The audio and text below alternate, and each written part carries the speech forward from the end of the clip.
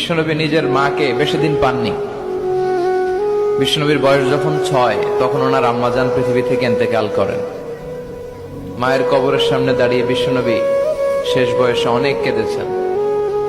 বিশ্বনবী একবার জিআররানা নামক জায়গায় কুরবানির গোশত বিতরণ করছিলেন, লম্বা লাইন। হঠাৎ তিনি লাইন থেকে একজন বয়োবৃদ্ধা মহিলাকে আলাদা করলেন, আলাদা করে বড় একটা গোশতের প্যাকেট দিলেন।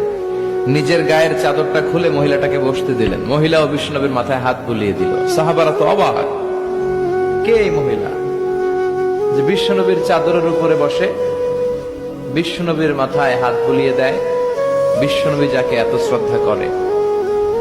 সাহাবারা বললেন, ইয়া রাসূলুল্লাহ মান হাযিহিল মারআ, এই নারীটাকে? বিশ্বনবী বললেন, এই নারীটা হচ্ছে আমার দুধমা হালিমা।